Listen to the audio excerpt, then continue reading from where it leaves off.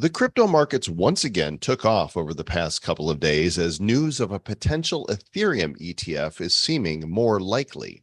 A UK judge has said that Craig Wright has lied to the court repeatedly, and Gala Games has been hit by a $23 million coin exploit. Want to know where the crypto whales are? Well, we've got a list of the top 5 countries where they reside. And we've got a smattering and maybe a dollop of other news from blockchain and the crypto world. You're here, we here. Hey, we may as well hang out for a bit and have some laughs. Or not. Whatever. This is our bad news, episode number 727 of the Bad Crypto Podcast. 5, 4, 3, 2, 1, 0, ignition. Who's bad?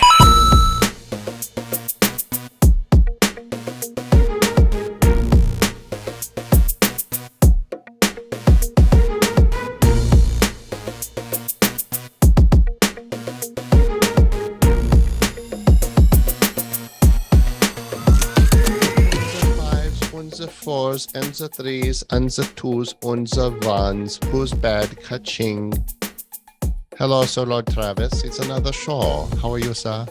Are we doing this accent in celebration of Klaus stepping down from the World Economic Forum? Oh, is the evil overlord? Is he done? I saw that on the Twitter X, the X Twitter shitter. If we are saying it like we would do in if we are in China, because you will eat the bugs and you will like it. You'll be happy with nothing. Nothing, I say. I just want to know where we can go to get the same tailor that he has, because he wears the very nice like he's like from like Star Trek or something. I don't know where he's from. from. Be an emperor.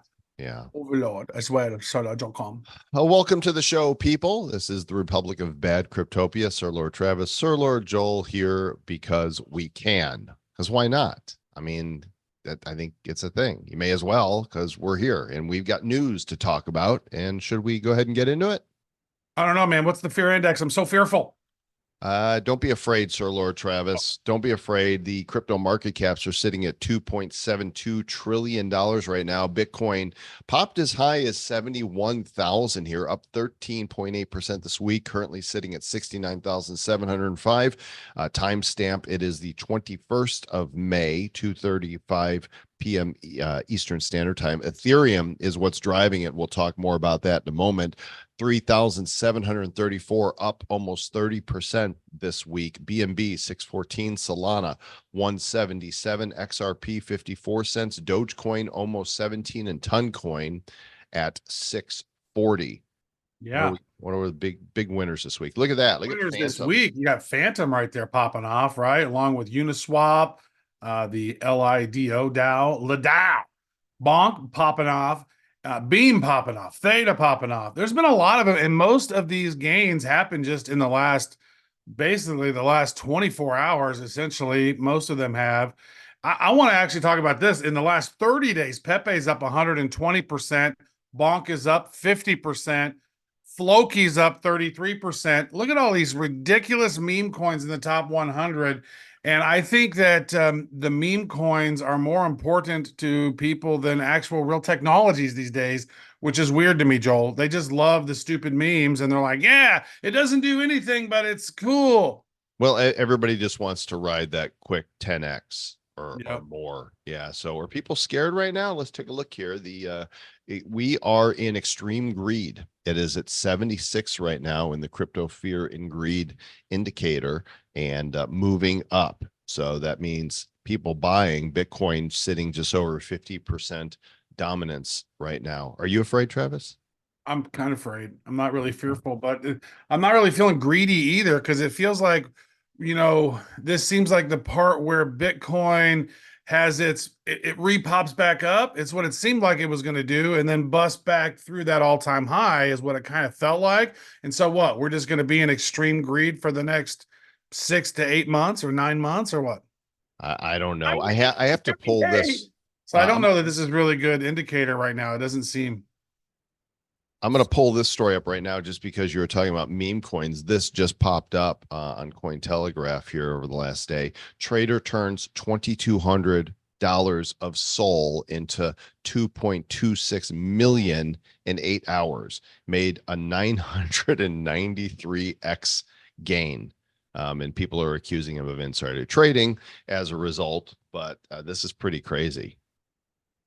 That's super crazy, man. Every time I get in one of those brand new meme coins, it's like the contract gets rugged. Yeah, every time you tell me about one and I buy it, that's what happens to me too. Now, that's one reason why I needed to get some really excellent AI behind this and do some research on these things, because I'm like, this looks great. Oh well, no, we gotta look into these. Is the contract actually legitimate? Because a lot of times there's these people will set this thing up and it's going to be a rug pull. However, the ones that I suggested were cool and funny, and you'd think they would go, but it's like, no, it doesn't have a whiff in it, or it's not a dog meme, or it's not a Pepe with hat, or a, you know, it's like Jesus. So it's well, I think what I really think is there's these alpha groups that are on Discord that they're just kind of coordinating, and they're buying and selling with multiple wallets, and you're either in that group or you're not. Count And on if you're it. not in it, then you're getting host. There's no doubt about it. I mean, there's got to be hundreds of meme coins launched every day, if not more. And how many actually get any traction? If anything, they get a quick pump and then a dump and then they're done. Yeah. So That's why I want to work on real technology, dude, because these meme coins are funny and they're cute, but they don't have longevity unless they're Doge, right? They're built, and now people are starting to build stuff on top of that. But it's like, okay, it's funny for a short time, but it's really what it is get that 100x and then get out. But I want to find ways, because I think this is scaring new investors. We got all these retail investors that are on the sidelines waiting to get in, and they're just scared because they're like, oh my God, am I going to get hosed? Am I going to get robbed? I'm going to lose all my money. So there's not a lot of confidence for new people coming in. I think that's why the Bitcoin ETF is popping off, and I think the news around the Ethereum ETF excites people. So a lot of these other ancillary projects aren't going to get traction, at least in the minds of the mainstream investors, because it's just scary. Well, it's the original coin that people are talking about. Rick Edelman is the founder of Edelman Financial Engines, and he says that Bitcoin will reach 420,000 by the end of the decade, which is now, 5 years, really, if we're going to go end of the decade, it's going to happen. He says that if 1% of the world's $738 trillion in financial assets were allocated to Bitcoin, it would result in a $7.4 trillion in inflows, bringing Bitcoin to 420,000. That seems very reasonable to me, right? I think that is another bull run away. So if on this run we go somewhere between 150 and 200, then 420 on the next run makes a whole lot of sense. And 420, it actually will probably hit $420,069, right? Because I think that's a very memeable amount. People will be like, haha, it hit it, and then sell it immediately. And just like $69,420 was pretty much the high of last time, I could see that being a hilarious thing. And it is just the way that it is. I mean, it doesn't seem unlikely to me that price will hit that, because that's a lot of dinero. So what, 7.4 trillion just in Bitcoin alone? I mean, that's most 1%. likely. What's that? That's just 1%, right? So when you look at by that time, like we're into early mainstream right now. So at the end of the decade, we're going to be moving down the line on mainstream adoption. So I think his assumptions of only 1% of wealth being in Bitcoin is small. I think we're going to see higher, because when it's going to happen suddenly, right? Well, I would say this too. It's that, by the end of the decade, we're going to see a lot more real world assets in a crypto financial instrument, right? The RWA, I think, is such a huge narrative, and that's going to be, basically fractionalizing real estate, fractionalizing all of these different things. So a lot of the 738 trillion in financial assets or whatever, a lot of those are not liquid. right? And so when you can start getting into making illiquid assets liquid through tokenization of them, then more wealth will be in the space. And then if that's the case, then Bitcoin won't be 50% of the crypto market like it usually is. Once real world assets start getting on there, yeah, I would assume that, maybe they're going to attach Bitcoin to real world assets somehow. That's probably a pretty good business bet because people trust Bitcoin more than anything, right? Otherwise, what's going to be the token that's pulling in and doing all the real world asset stuff? That's going to be something to pay attention to. So meanwhile, ATMs around the world have kind of slowed. There's 38,000 of them right now, but for the first time since summer of last year, the number of active ATMs has decreased. And a lot of that has to do with, fear and uncertainty about regulation. North America accounts for a large part of them. The US in general has 82% of them. And then you got little slivers here from around Europe and Australia and the orange zone. If you're in the orange zone, then you're definitely in a minority of what that is. But, as you were talking about real world assets at the same time, making Bitcoin fully programmable. Right. This is the next move that some developers believe it's going to happen, which is what Ethereum, initially was developed to do, to allow people to create smart contracts. And now we've already seen developers create a layer 2, like the Lightning Network, and we've seen ordinals and runes. And perhaps if developers are now working on expanding Bitcoin's programmability, then that gives a whole nother reason for the Bitcoin blockchain to exist. Yeah. And, there's a project out there called Stacks, which says that it's the smart contract layer for Bitcoin. And, I've not mentioned this on the show yet, but, I've started working with a project, actually an accelerator called the Bitcoin Startup Lab, and about 3,500 people submitted and they only chose 60, Joel, which was pretty crazy. And so I've been working with that and working with all of these really top, brilliant minds in Bitcoin. One of the things I think has been my problem is that I have great ideas, but I don't have the structure of how to set up a business correctly, to do a startup optimally. And so there was key things I go like, oh, this is a great idea. But this has been so good to be able to go in and distill it to find out what the fulcrum of your business is, what key problem are you solving, and then going out and interviewing customers and talking to those people. And that's why I think that, retail investors, they're coming in droves, what I'm calling the E-Trade babies and the Motley Fools, right? They understand crypto's growing, but they don't really know what to do. And so it's kind of taking it back to the old school, Joel, where we were, teaching people about crypto.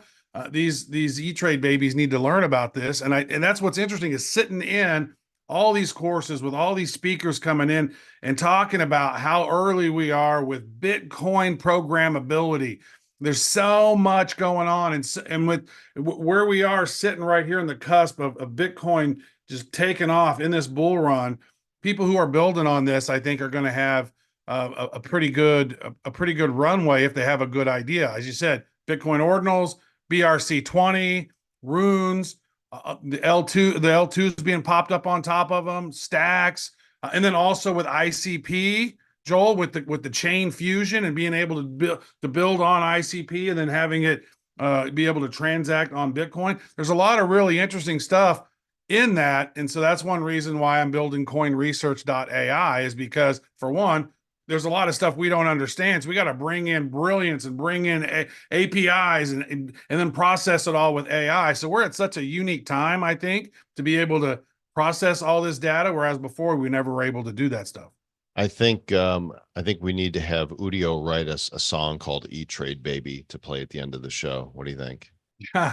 We've been calling them E-Trade babies and Motley Fools. They're the Wall Street wanderers who are dipping their toe into the crypto space. Dude, you're writing lyrics. I love it. Let's do that. You guys stick around after the disclaimer. Okay, I guess we're making an Udio song. A new song. So Ethereum is probably the reason that things are really popping off right now, and that's because there's people out there who have felt that the chance of an Ethereum ETF approval was about 25%. But those same people now based on some the SEC asking different exchanges to update their filings much faster than they thought they would be asked, or putting it like a 75% chance now. That's got people super excited that maybe that Gensler and his team are going to go, all right, let's just move this along. So they see that progress is being made right now, and this is Ethereum's path to 10K. Right? If they get the ETF as well, it would be very surprising. People I'm listening to, like Michael Saylor, say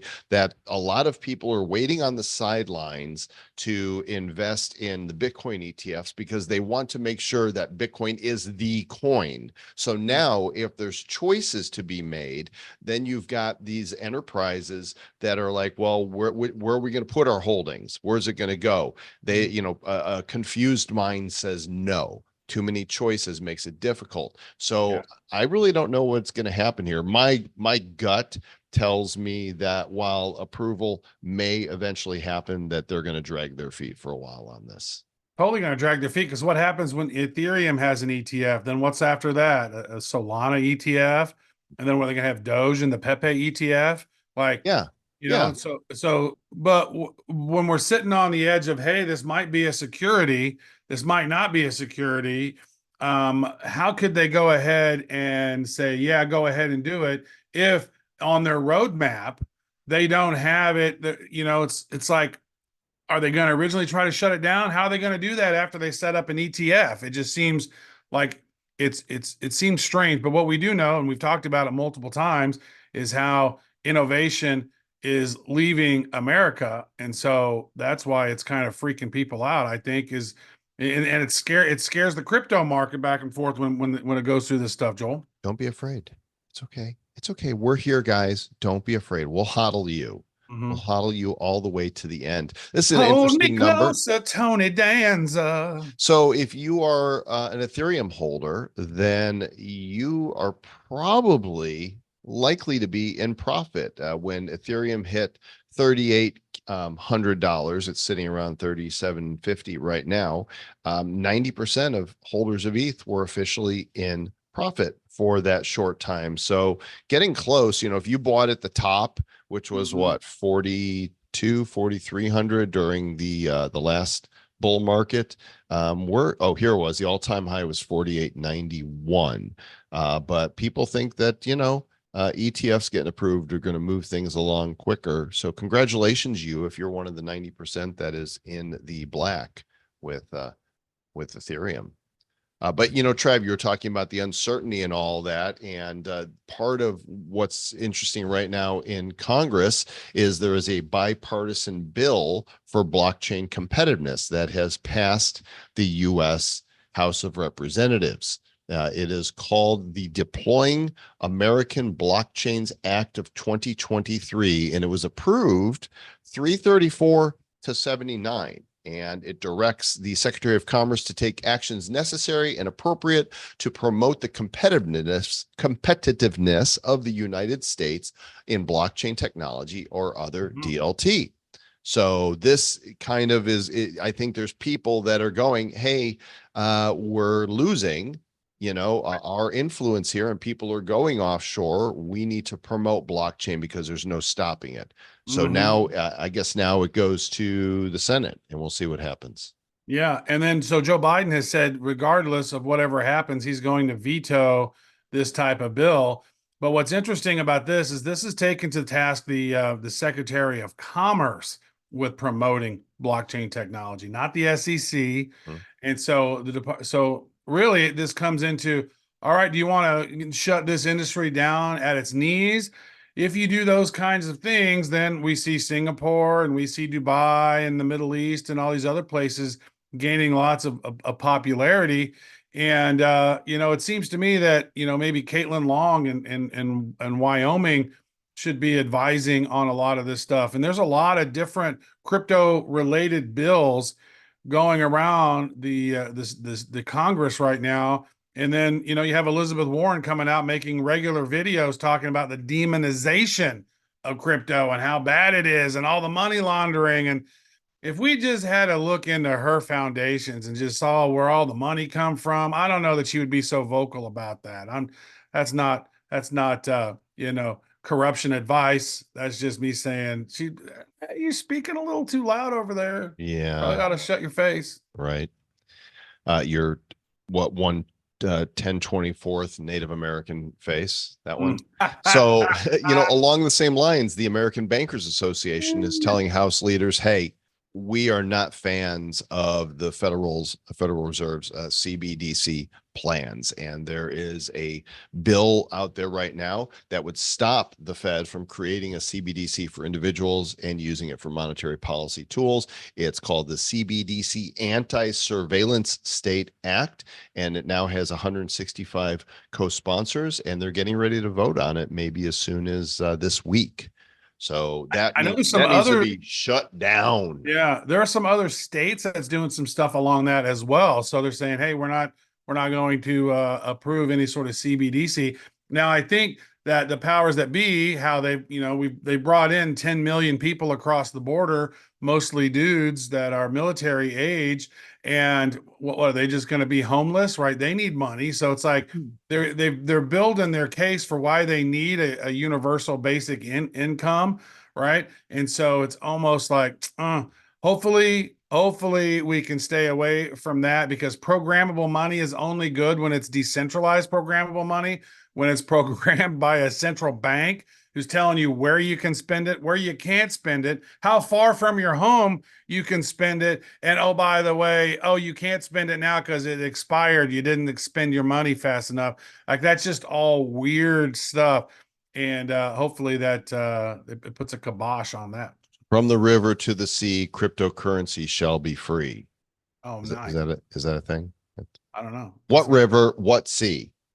Not sure, brother. Not sure, brother. The River of Dreams. That's the one. Hey, Trav, in other news, Craig Wright lied. My brother, Craig Wright. We're talking about him again. Yep. Sweet. According to the judge in the UK courts, he has written a judgment, and he is basically saying that Wright lied extensively in his evidence during his court case regarding his claim to be Satoshi Nakamoto. Most of the lies related to forged documents that purported to support his claim. So the judge says he lied extensively and repeatedly. So major BS again and again is essentially what Judge James Mellor has said. Yeah, it's just weird to me because, like, if you're Satoshi Nakamoto, you should be able to prove it by saying, here are my keys.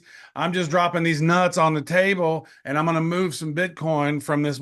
Like, if you can't do that, then what difference does it make? It must be that he's got such a big ego that maybe back in the day he was a cypherpunk and he was maybe part of it and was having conversations.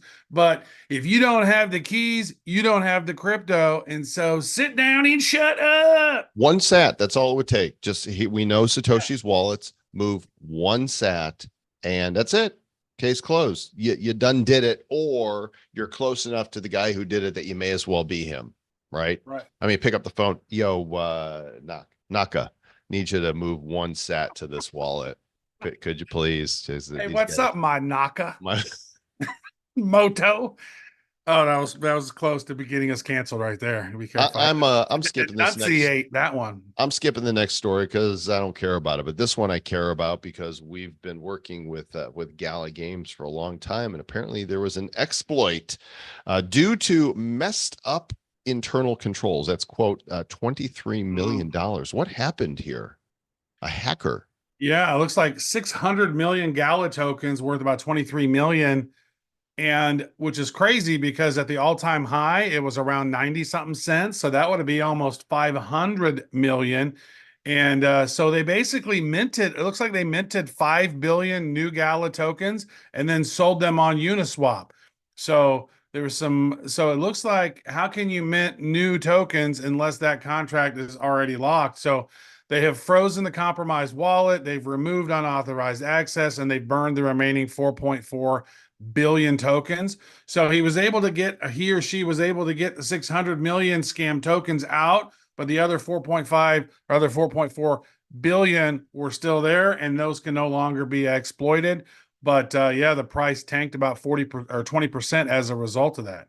How does this happen? Security should be number one. I don't know if you've watched the documentary on Netflix yet, but there's a new documentary on Ashley Madison, the cheating site that, which by I the way, saw that side. I saw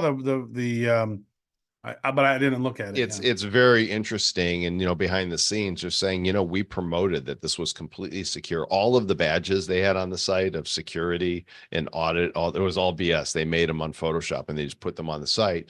And they were like, yeah, we really need to, maintain the privacy of our cheating clients, but we're going to be fine.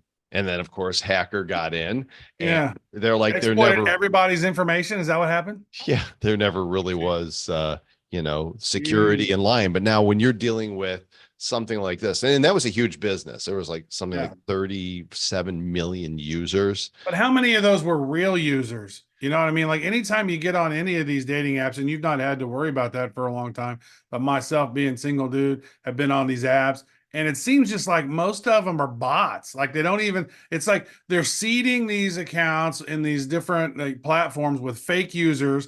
There's probably all these lonely dudes out there, and they're taking photos from girls only fans. And the dudes were real. The shit. dudes were real, but it revealed that they had bots responding, that a lot of the women weren't real. Yeah, but I don't trust any of that, really. Well, I mean, I don't know how much you know about the site, but this site was designed to have an affair. That's what it was. Like it was, stay married, have an affair. That was the whole point of Ashley Madison. And so it was very embarrassing. But my point is that how much more important is it that security is your number one thing if you're running servers and a blockchain?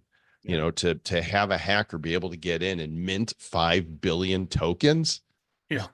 I mean, that's crazy. That is crazy. Hey, I do want to actually mention, this might be a good time, talking about television and whatnot. So I recently tuned into, so I had multiple people go, oh my God, you got to watch Yellowstone. You got to watch Yellowstone. I hadn't watched Yellowstone, but apparently it's so good that it has two prequels to it. Yes. One, 1883, and the other one, 1923. And then they're going to probably have another one that's in the 40s or the 60s or something.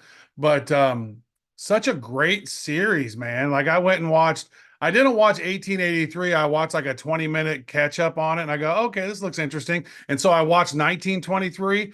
1923 was one of the best series that I've seen. There's only one season of it. And they got the second season coming out. But dude, Harrison Ford is the main actor in a thing. And then Helen Mirren is his wife, and it just goes back and talks about this Montana ranch up, and dude, phenomenal. And then the whole thing is about their lineage and the descendants of them. And now Kevin Costner's the main character in the current one that's been 5 seasons. So very cool. But what's interesting about it to me is the dude who created all these got the rights to this book that I read recently called The Empire of the Summer Moon, which was about the Comanche tribes and the last bit of the Comanches in the late 1800s and stuff. Fascinating book. So that dude's going to actually do the story. And I said, okay, that dude's going to do this. And so, dude, Comanches, they were bad ass, dude. They were the roughest tribe out there. But dude, what was crazy about them is they rode on these horses, these really fast horses. And the smaller ones, they didn't take the big ones. And then whenever they were against somebody or fighting, they would literally slide on the side of the horse away from where the bullets or the arrows are coming. And they just grabbed a bunch of arrows and were just like from side riding on. Dude, just Comanches were badass. And that's all I got to say about that. And that has nothing to do with blockchain. Well, we got a healthy helping of pop culture references today. I watch a lot of TV, so it takes a lot to get me excited about something. You guys got some bonus content today. Not bogus, bonus. Dark web market owner arrested in New York after FBI traces crypto. Ru Shengling was tracked from the dark web drug market to a crypto exchange in his own name. 23-year-old dude profited from $100 million dark web narco marketplace. Pharaoh incognito market. Yeah, Pharaoh. So now he's facing charges for criminal enterprise, money laundering, etc. And if we know of anything of what happened to the Dread Pirate Roberts, right? we know this guy's probably, his sentence is not going to be favorable for him. No. And by the way, XTC Blue Punisher 300 milligrams apparently go for $3.24, in case you were wondering. Man, I wanted some ecstasy. In case you were wondering. So, Trev, any idea where the whales are in the world before I scroll down and we look at it? If you were going to guess, what Well, would probably off the coast of Chile. There's a lot of whales out there. Well, I think that they killed most of the whales. Crypto whales. Which 5 countries do you think are in the top 5? I would say probably Dubai, but that's probably incorrect. No, I would guess Dubai as well. Yeah. Singapore would probably be one. US. I don't know. Would US be one? I don't know. Let's find out. I'm gonna scroll down here. I'll see what another one is. Probably. Well, there's a lot of crypto people in Portugal. Okay, and probably Puerto Rico. This is not so. This is not where the whales are. Okay, so this article is misleading. Thanks, cryptonews.com. The top basically, this is the top 5 crypto friendly countries. That's what this list is. It doesn't tell us where the whales are. I'm disappointed. I wanted to know where the whales were. So Switzerland is number 1. Singapore is number 2. Malta is number 3. Portugal, number 4. And Estonia, number 5, with looking at the regulatory environment, tax policies, technological infrastructure, and government support. That's how they rated them on a scale of 1 to 5 and came up with this. But Crypto News, disappointed. I wanted to know where the actual whales are, not just the friendly countries. There are some APIs out there that keep track of some of those wallets. So there's actually one called Unusual Whales. I think .com is one that will keep track of them. There's a couple other really cool platforms that have APIs that we're going to be pulling in to be able to find some of that information, because there's a lot of valuable stuff when you go, oh, this wallet just bought X amount of this. Oh, and I think there's a big difference between when you see KOLs out there that just get a big amount dumped to them, right? Remember when you're monitoring Gary V's wallet around NFTs and, oh, look, he got these NFTs. Oh, he must be buying, and people are just dropping them to the known wallets. And so there's a lot of noise, I think, that happens. You got to filter through the noise to try to figure out where the actual whales are and what they're actually buying. I'm filtering through your noise right now, Trev. It's not working. I'm hearing it all. Every last bit of it. Hey, before we write our AI song, E-Trade Babies and Motley Fools, let's look at the AI world. Apparently, if you have an AI related token, then you're probably making better gains on those than on the crypto market in general. There's a few of them in particular that this article references that had double-digit 24-hour gains. Akash, The Graph, Arkham, Golem, all going up significantly, even as Bitcoin and Ethereum are going up. And it makes total sense. Like, people want to be on the next thing, and clearly AI is that next thing. Dude, we talked about that a long time ago. We knew that this is going to be a big narrative. I mean, when we started playing with Midjourney, even in 2022, we're like, oh, dude, we know this is going to be big. You can see AI is going to be big. And that was one of the things. There's so many of these AI platforms and different cryptos that's how I came up with the coin research idea. Actually, Joel, I wasn't planning on building anything. I was just like, I need to hire some research people to go through and tell me, what does each one of these cryptos do, so I can know what each one does, so then I can decide if I want to invest in some of them or not. And then it just so happened that I stumbled across a dude who was the VP of research for Three Arrows Capital, who found a bunch of great cryptos back in the day. And I was like, oh, we might want to work together, bro. I was like, oh, I said, wait a second. You weren't the dude who screwed up Three Arrows Capital, were you? He's like, oh no, I didn't over leverage the things. I found a lot of great projects. I was like, all right, well, hey, let's see how we can maybe do something. So it is interesting. AI is the narrative. And I think the next narrative, Joel, is going to be the real world assets narrative. Those are some of those components. Always, gaming is a big part of this. I think projects built on top of Bitcoin, a big part of this. So there's a lot of interesting narratives that are happening.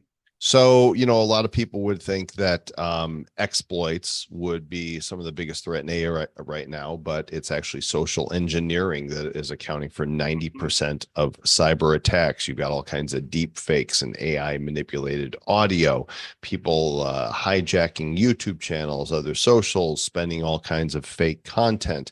And it's easy to fall for this stuff, right? There's a lot of easy ways to fall for BS videos that look legitimate. And now more than ever, you have to question if what you're seeing is real or if somebody's trying to steal from you. And they'll do that. They'll take over a YouTube account and put phishing links on there and kiss your cryptos goodbye. You've got to verify and then verify again before you try and do anything significant, especially with your crypto wallets.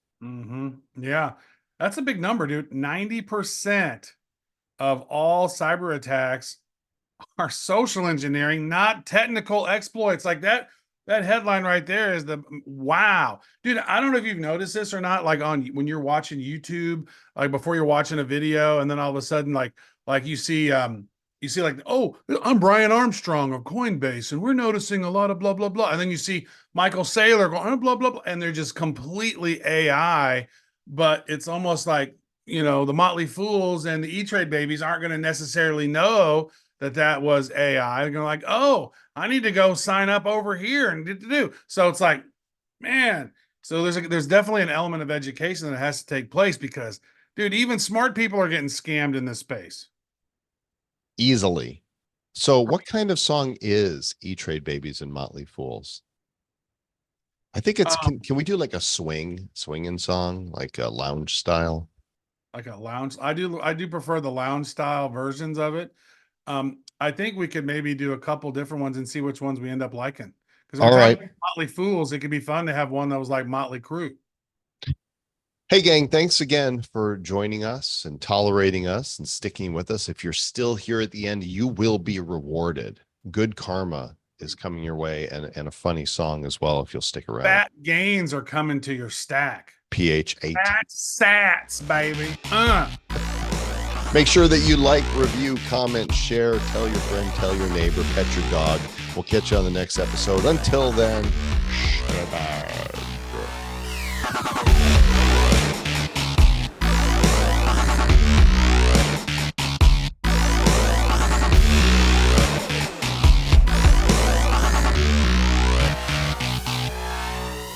Who's bad?